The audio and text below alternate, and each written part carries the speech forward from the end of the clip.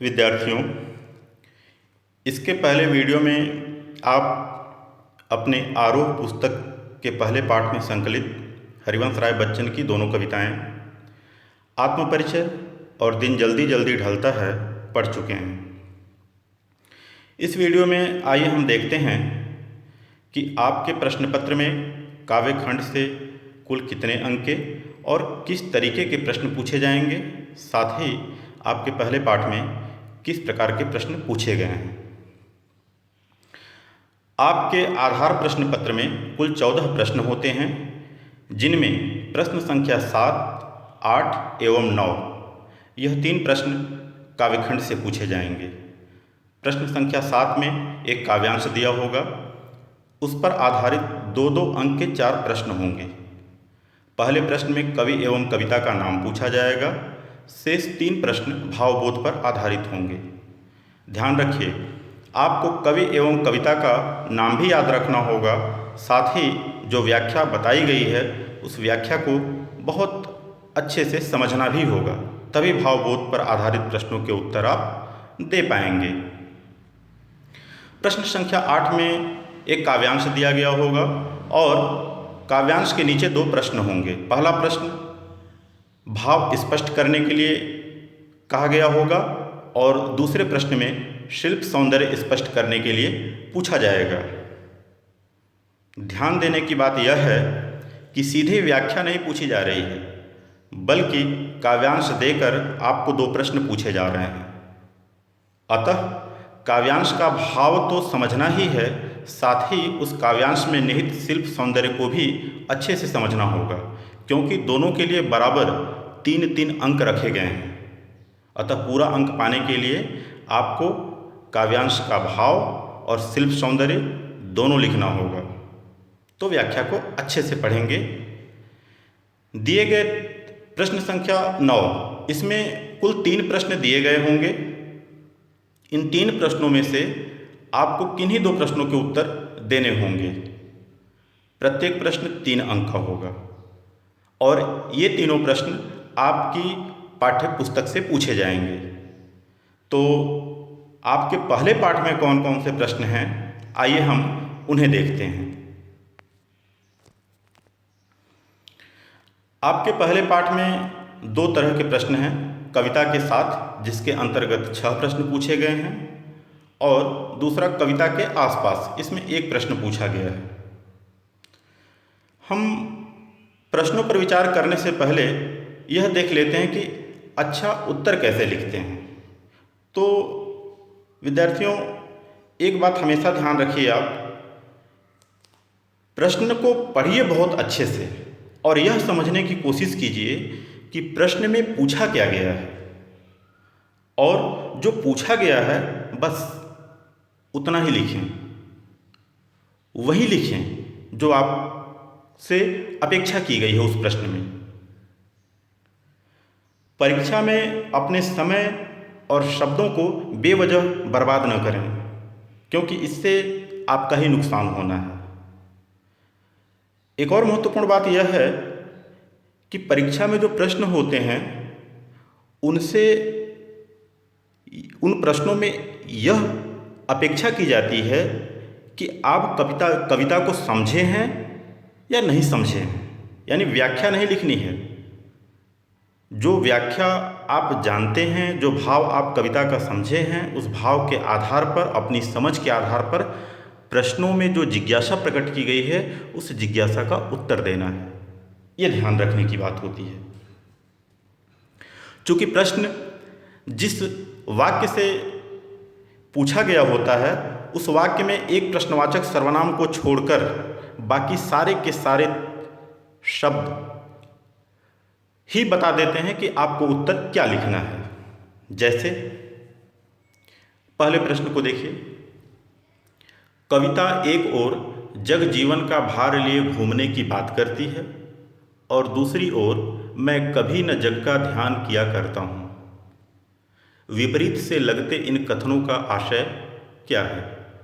यहाँ 2 कथन हैं, जग जीवन का भार लिए घूमना और दूसरा कभी न जग का ध्यान किया करना। इन दोनों कथनों का आशय पूछा गया है तो अगर यह 3 अंक के लिए यह प्रश्न पूछा गया है तो दोनों कथनों के लिए 1.5 अंक मिलेंगे। तो अतः आपको दोनों कथनों को स्पष्ट करना होगा। तो 30-35 या 50 शब्द की सीमा के अंतर्गत इसका अच्छा उत्तर आप कैसे बना सकते हैं, आइए देखते हैं।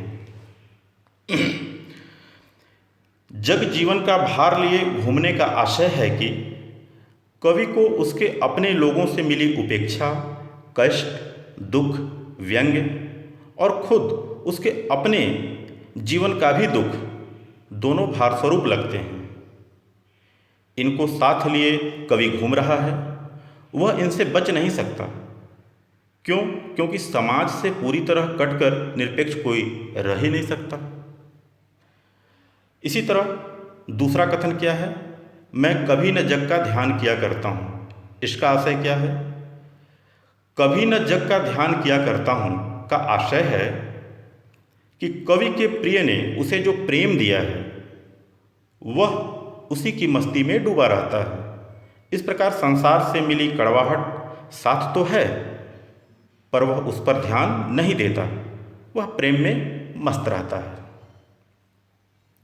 दूसरे प्रश्न को देखिए, जहाँ पर दाना रहते हैं वहीं नादान भी होते हैं।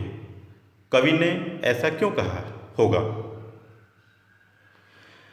इसका उत्तर आप अच्छा उत्तर कैसे लिख सकते हैं? जहाँ पर दाना रहते हैं वहीं नादान भी होते हैं। कवि ने ऐसा इसलिए कहा कि संसार में कुछ भी एक जैसा नहीं होता।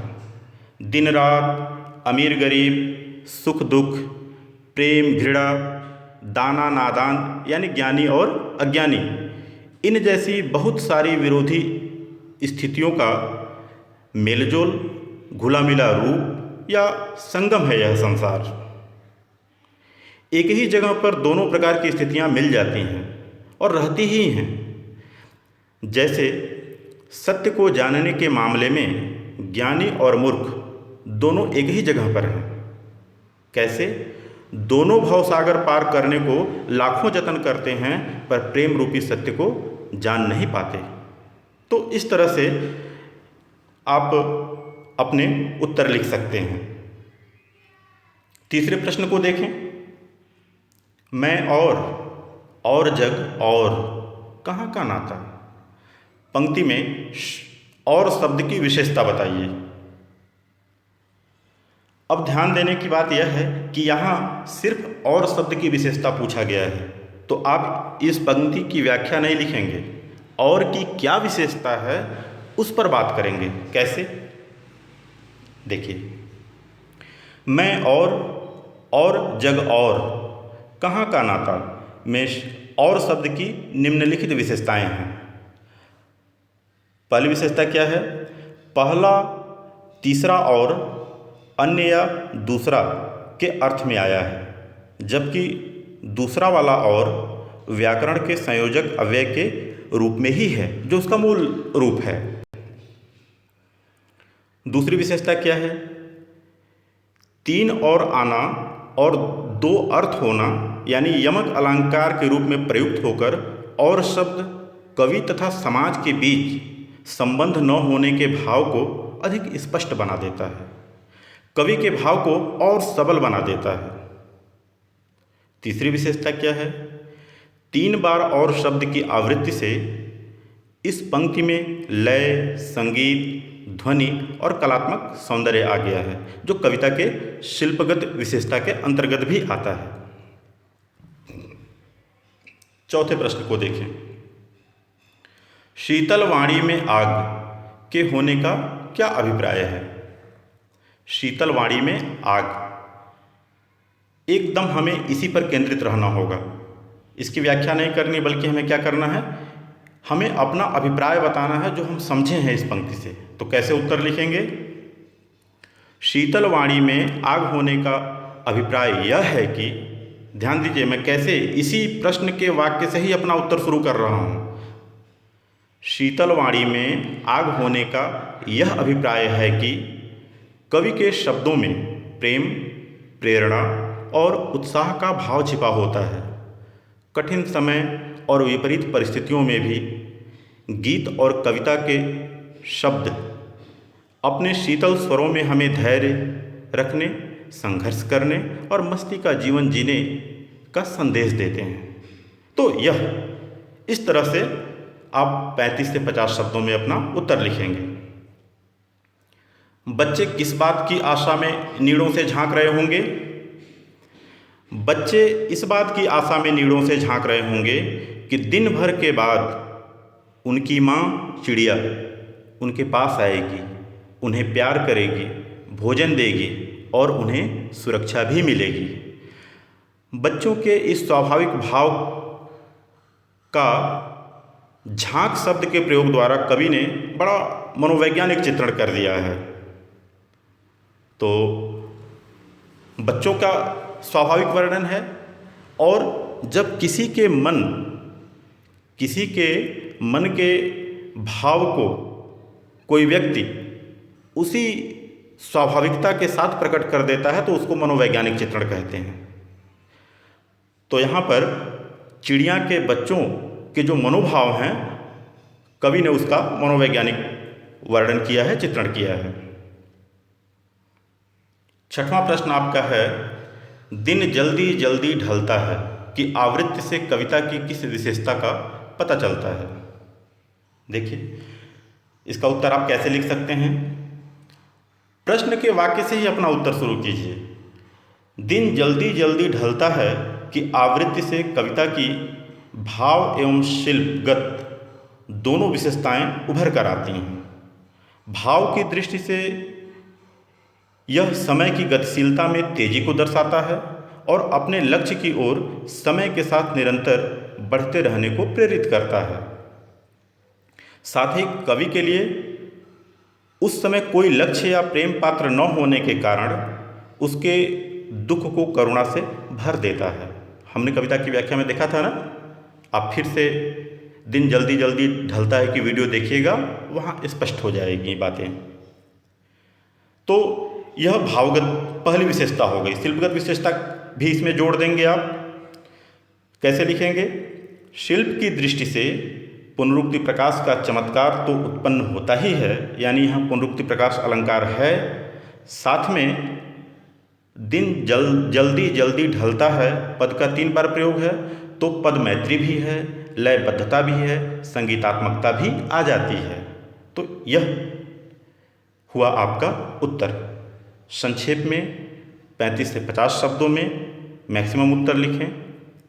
अपने समय और शब्दों को बेवजह खर्च न करें परीक्षा में।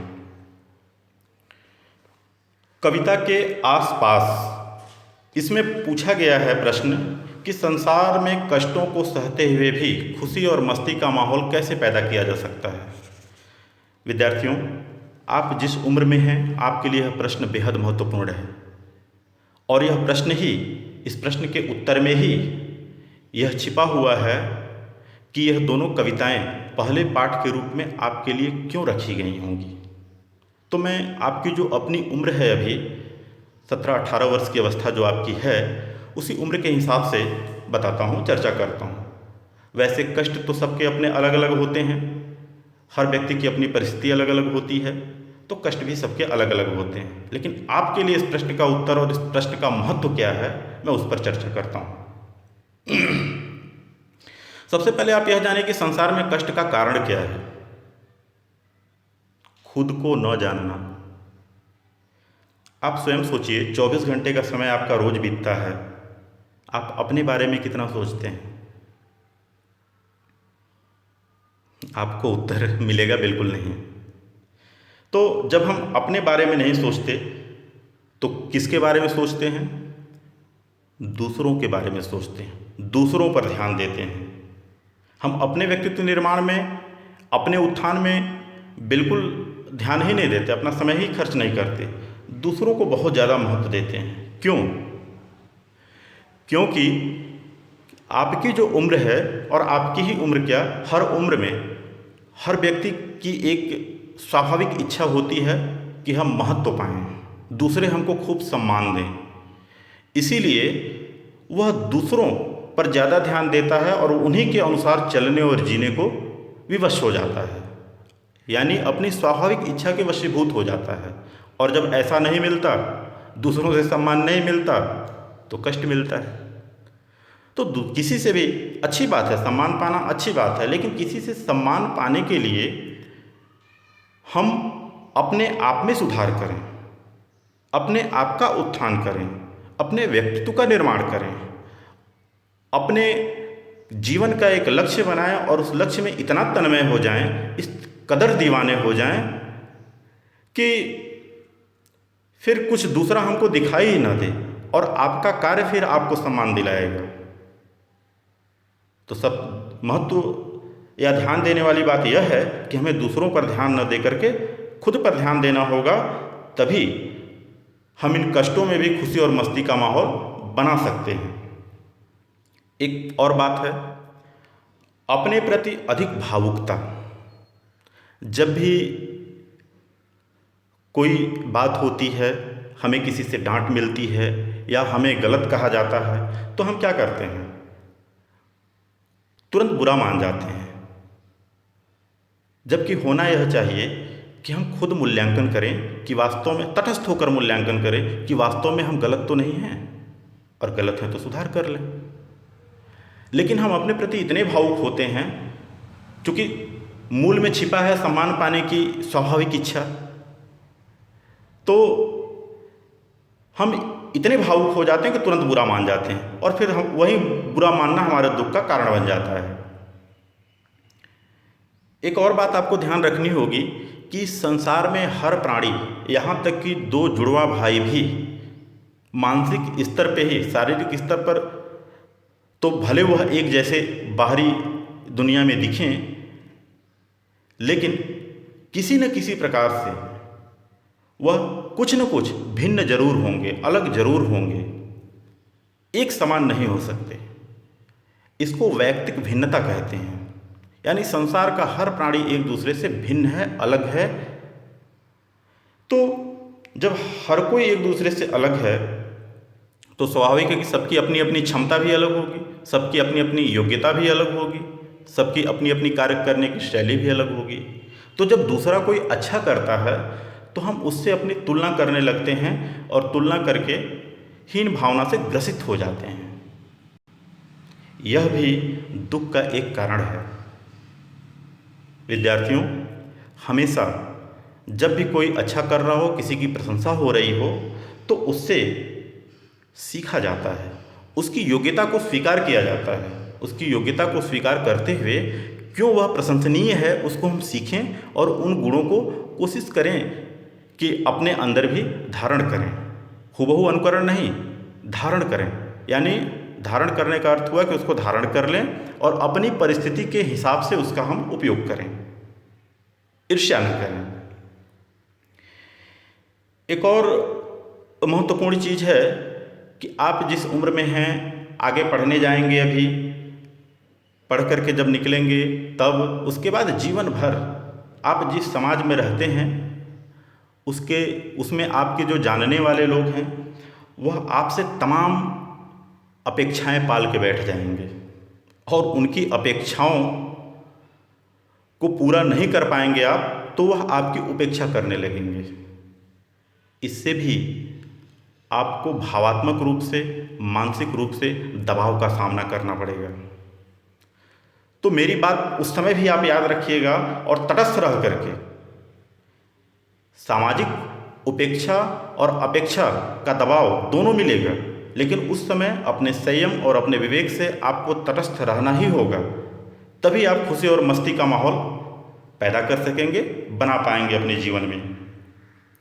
तो ये दोनों कविताएं जो हैं आपकी के पहले पाठ में आपके लिए इसीलिए रखी गई हैं कि आप इन्हें पढ़कर यह समझ सकें कि जीवन में किस तरह सामाजिक दबाव और भावनात्मक दबाव आपको आगे आएंगे और मिलेंगे। उन्हें आप पहचान सकें, उन्हें आप जान सकें और विचलित न हों, बल्कि मस्ती और खुशी के साथ इन सामाजिक दबावों और भावनात्मक दबावों में संतुलन बैठाते हुए अपने लक्ष्य के प्रति बढ़ते रहें, अच्छा करें, मंजिल की ओर बढ़ें। धन्यवाद।